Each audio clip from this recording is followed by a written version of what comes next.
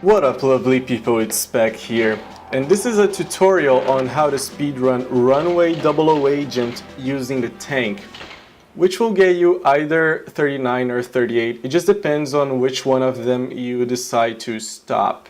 First of all, why go for the tank strat, which is outdated, it's not the fastest one, so why the hell should you go for it?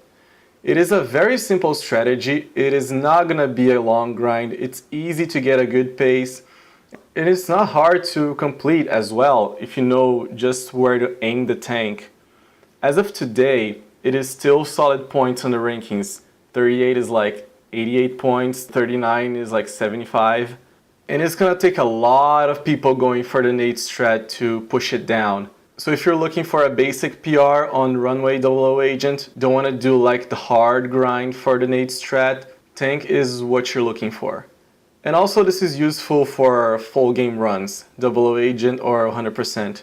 If you're on go big or go home mode, just learn the world record strat from scratch so you can go for like a 36, 35, 34 right away.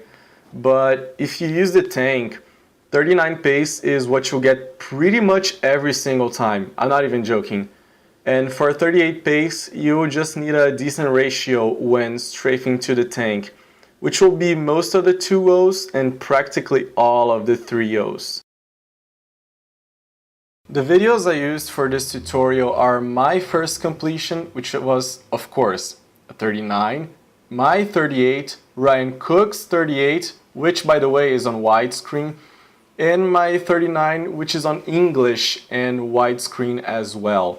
I'm a full screen player, and I know a lot of players do wide, so it is very important that I cover that as well. And you'll see that they're both very similar. And those are the boost ratios of the runs used. You can see that my last 39 had a very bad one.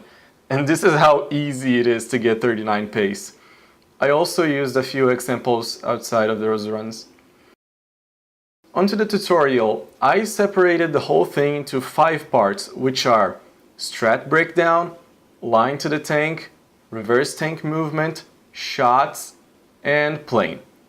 I also put together the 4 good example runs that I mentioned in the end so you can watch them as I commentate and talk about their nuances.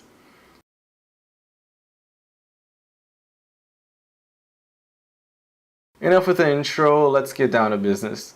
For the version you can use either USA or Japanese, doesn't matter, as long as it's NTSC, but it is believed that Jap guards have more aggressive animations, so using English probably gives you a lower chance of getting back boosted by the guard when you exit the hut.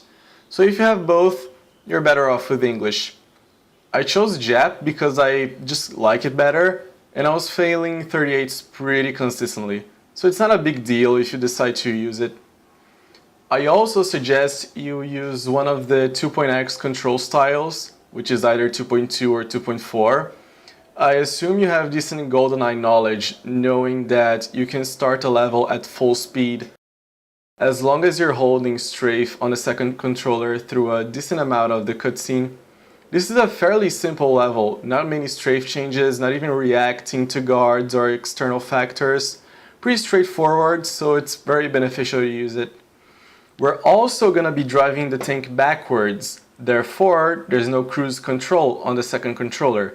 So, you either get a very tight stick or a GameCube style replacement stick for it. Those are very cheap and every single Goldeneye player should have one. Driving the tank backwards is not as hard as it sounds. I learned it from scratch and it's just a matter of doing simple inputs as you enter the tank. The beginning of the run is the same of all Runway speedruns. Using 2.x, you wait a little bit of the cinema, get grenades, weapon switch to grenade, slide down, turn left, throw a grenade, open hut, get in the hut, strafe change, get the key, go around and exit the hut. I assume that this isn't your first time playing Runway, so you're familiar with this beginning.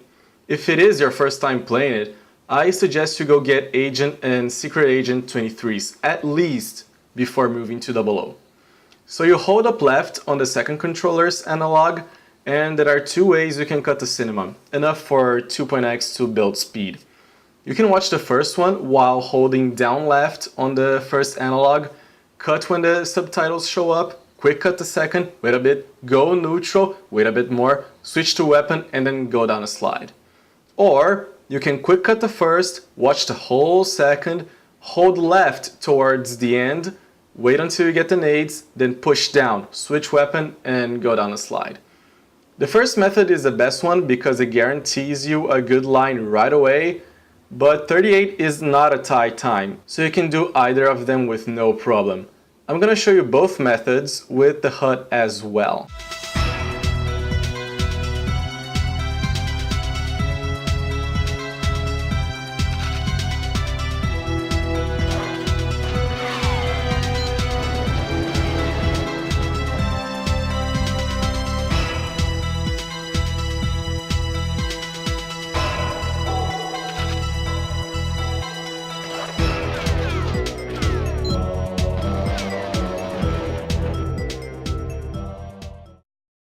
In this part, I'm gonna explain you how to boost yourself when strafing towards the tank.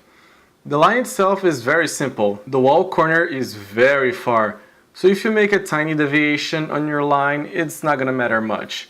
But if you go too much to the left, you'll end up far from the tank. And if you go too much to the right, you're gonna bump into one of those like weird pillars or something. So you can look a little bit up and aim straight, but slightly to the right.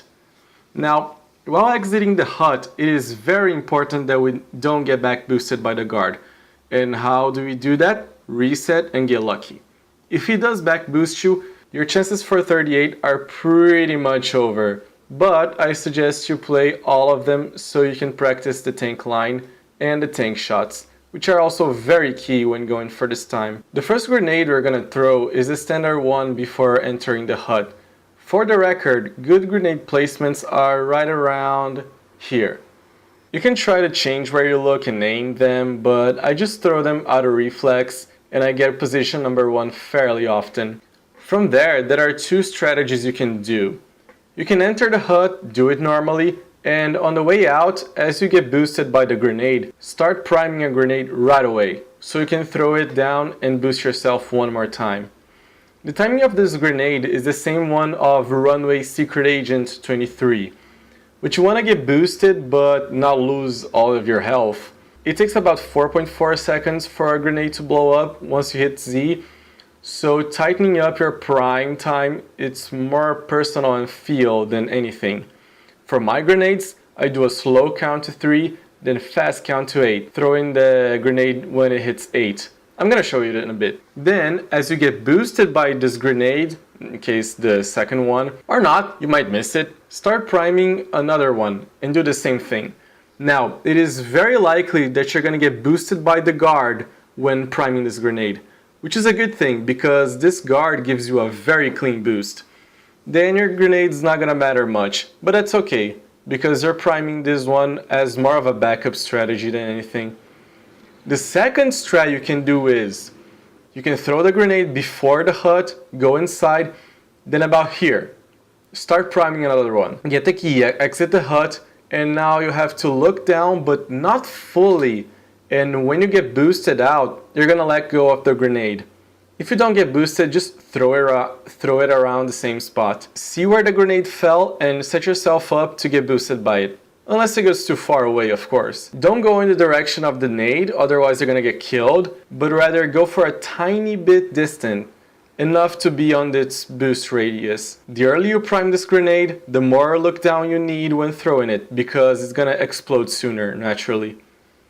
This is very hard to hit. I use it more as a YOLO backup strat than anything, in case I have a bad leave or hut, because I was messing up my hut way too often.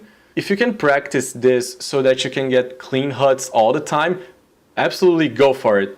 Otherwise, it's not that necessary. Now, what makes this different from the other strat is that you're gonna get boosted earlier for the second time. So you can either do the last boost normally, which is priming a backup grenade, but expect to get a guard boost often, or you can wait until the guard boosts you and start priming another grenade. If you're still relatively far from the corner, it's gonna give you a chance to get another grenade boost. So add up the hot boost, the boost from the already primed grenade, the guard boost, and another grenade boost. You can get a 4-0 ratio with this. Now I had a 38 fail without grenades, just a single guard boost going to the tank, which makes me think that 37 is possible with the strat.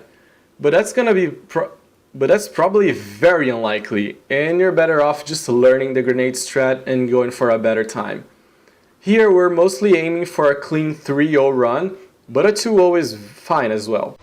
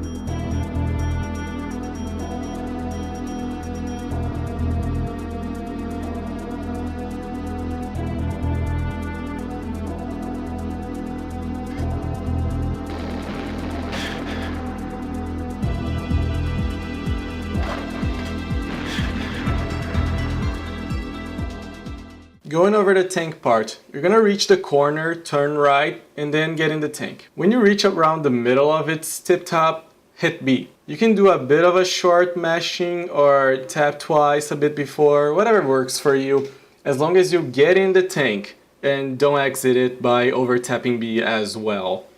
You got in the tank, Bond is gonna do a little turnaround, set himself in the tank. Right now, your inputs have to change to down right strafe and analog left.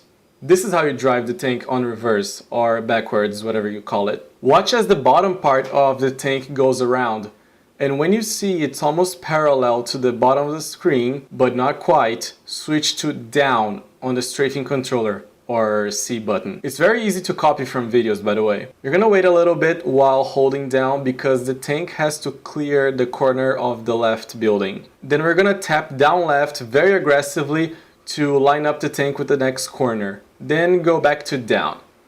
You can hold down left for a relatively long time, but it is important that you don't go too much to the left. It is also very good that you can hit the perfect line first try, but it's okay to make tiny adjustments, but don't play around with it too much. 38 is not tight, but don't dump tenths of seconds due to movement. As you're clearing the left corner and going to the next one, you can stop holding analog left, and while you hold down on the strafing pad, it is a good time to start aiming for the missile battery, which I'll explain in a bit.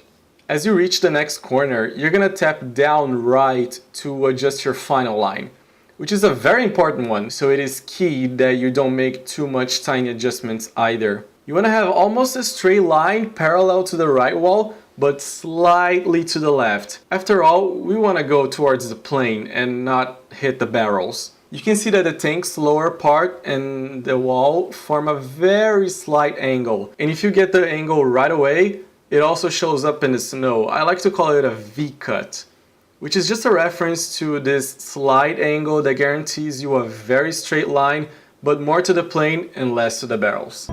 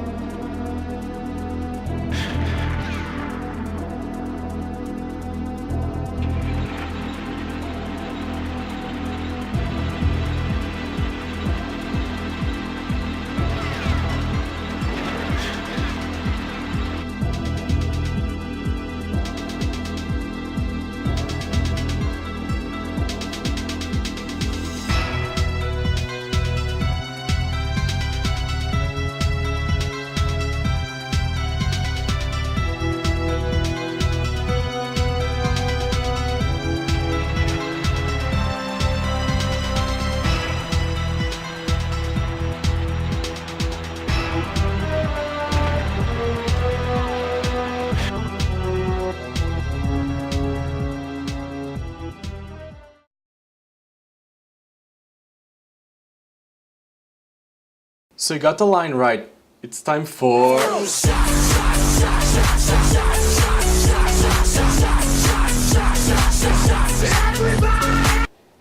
We reached the main part of our mission. Blow up a bunch of stuff, get to the plane, and exit Arkhangelsk, or whatever this thing's called. If you know anything about physics at all, you have an idea about how those tank shots work, but I'm gonna summarize it for you anyway. Basically, your angle depends on the target distance and your position on the runway. Gravity and wind are constant here, in case you're wondering. Height matters a little bit less, it's usually more consistent, and the horizontal angle, it's a little bit more tricky. You should absolutely try to shoot within consistent time intervals, but if you just try to shoot as soon as possible and adjust in case you take too long, it is also a good method. The explosion radius is fairly decent, so the targets are not hard to hit. It is enough for you to get consistent at, and this is not a 1 in 100, 1 in 1,000 trick. Your goal is not only to shoot, but later see where the explosion landed, so you can learn from your failed runs and improve at them by self-correction. There are 4 targets in total, and as a warning, yes, you'll get shot a lot while riding this thing, so mash Z whenever you want to shoot. The first object we're going to take down is the missile battery, which is objective C. Most people do the early drone first, but I'm going to teach you how to do battery first. Why? I'm going to explain you that at the end of the video, don't worry. As we're driving from corner to corner, we'll try to adjust our aim as much as we can so that we have to spend less time doing it at the runway. The battery angle is relatively high because we're far away from it, and you have to aim to the right, about in its direction. Wait a bit, not too much, then shoot. This is a good time to make slight adjustments if you need to. If you hit the runway or the hill, either you shoot too high or too much to the side. It's gonna depend on where it lands. You can also hit the lower part of the block where it's standing, then you aimed a bit low. Very simple target, but definitely not to be overlooked. If C comes up on the screen, it means you hit it. It might take a while or it might just come out right away. Basic rule, if you wait too much, aim slightly lower, slightly more to the right. But focus on getting the angle sooner so you can get a constant, faster shot. I usually don't have a visual cue for this one because it's like very intuitive. But you can see that the tip of the cannon is in the area where the snow fades out into the horizon on the 4 runs. That might be useful. Moving on to the drones, this one is on our direct left. I like to call it the early drone. It is in my opinion the easiest object of all 4, but you can still miss it if you get careless. First, after shooting the battery, jam your analog to the left and a little bit down. Not like the battery, for the early drone you gotta aim down low. I usually place the dot on the black tinted windows line, but you can also see that the upper tip of the cannon is tangent to the bottom of the snow line. It is not perfectly like that on the videos, but you can see they hit slightly higher on my 38, which is no big deal. To the horizontal line, basic rule, the more you take to shoot it, the more to the left your aim has to be. Although the visual cue is pretty solid on this one. I put my dot on the first half of the window block, which is about a third of the way in. But you can also see that the cannon tip is at the corner of this window wall, which is the right one, and the door wall, which is the left one. This one you can literally get like 90% consistent at. And as a personal note, when I missed it, it was usually not by the height, but rather the horizontal angle.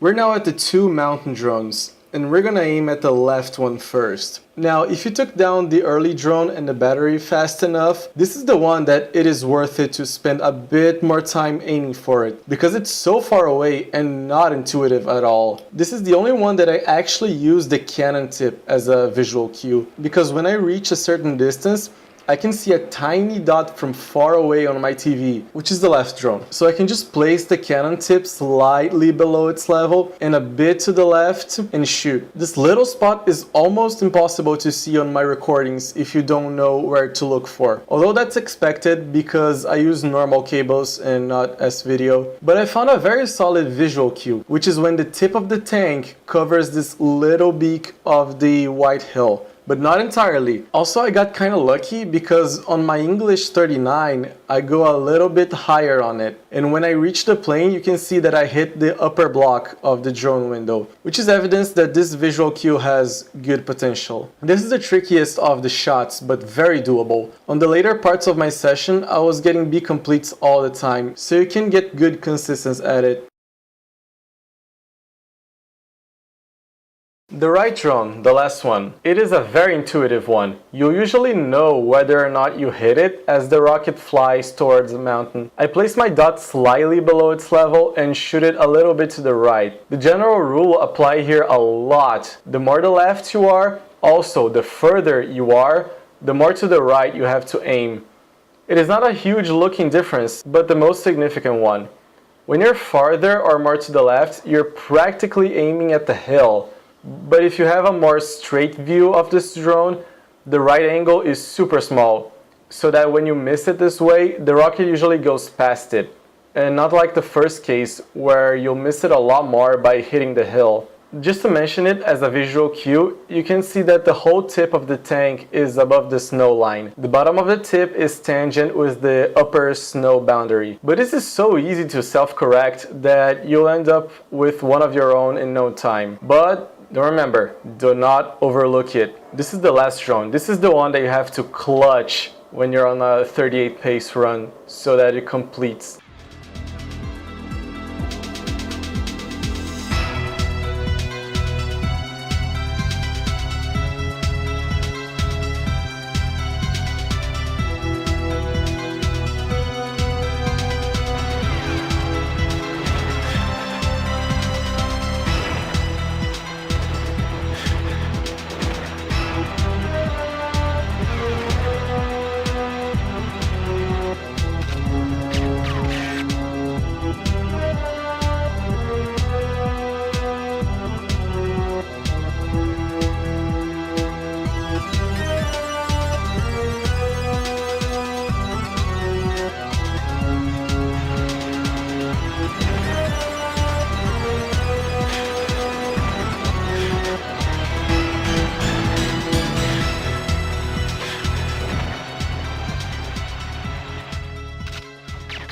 We're at the final part of the tutorial, which is a very short but important one, which is going to the plane.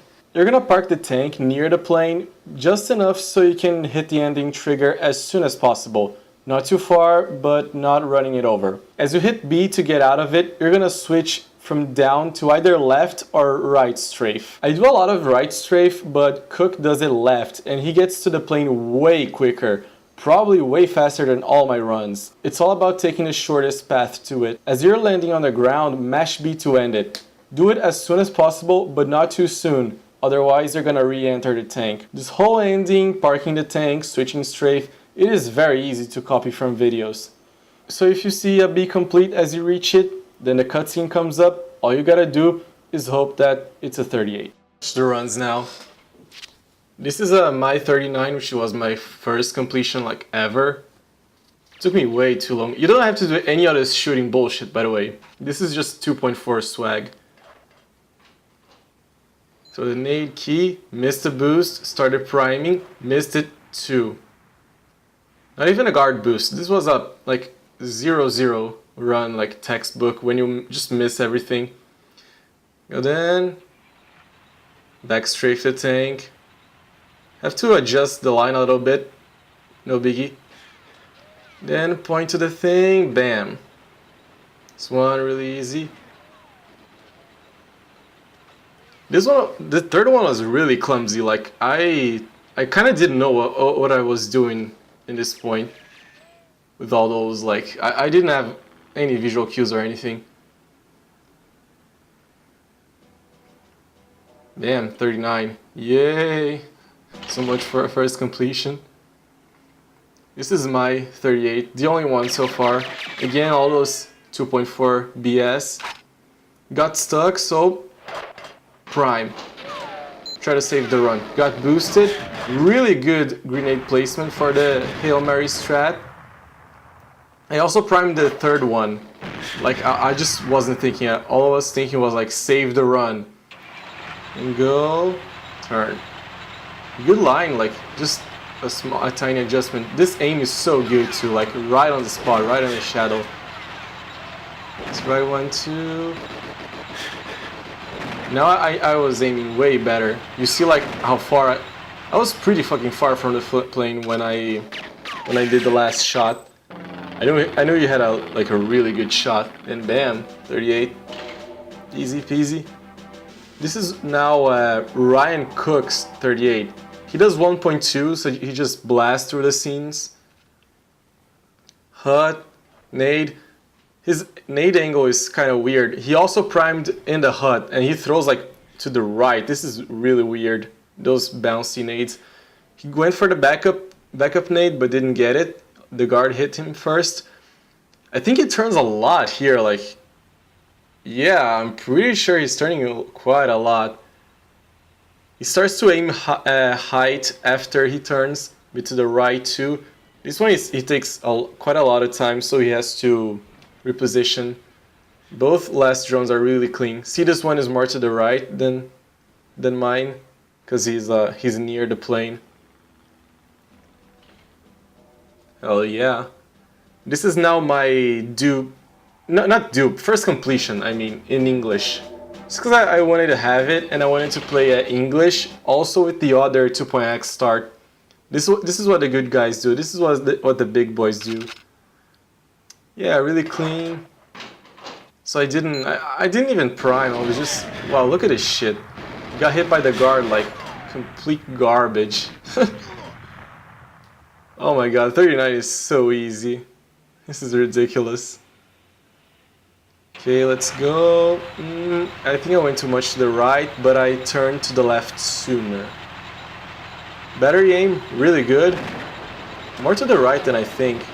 This one I got hit, but I adjusted more to the left, so there was time. Yeah, and this one, kind of far, kind of near, I don't know. And completion. Damn. I have one on my English now. I'm gonna go over very quickly why I do battery first. Here's the thing. Those are the people who got tank 38 with drone first, which is like pretty much all of them. And only me and Cook got so far battery first. If you do the battery throw, you can aim for it way sooner, and it's a straight shot. So you can shoot sooner, it's more intuitive to hit than going by the side, even though it's nearer by the side, but you know, like, I think that's just preference. And also, when you're driving the tank and changing your line, you're always looking forward. You're never going to the side, so you can pretty much rely on a visual cue to adjust the tank perfectly in relation to the runway itself. Whatever, it's all there. I tried this strat a little bit. I was really bad at it.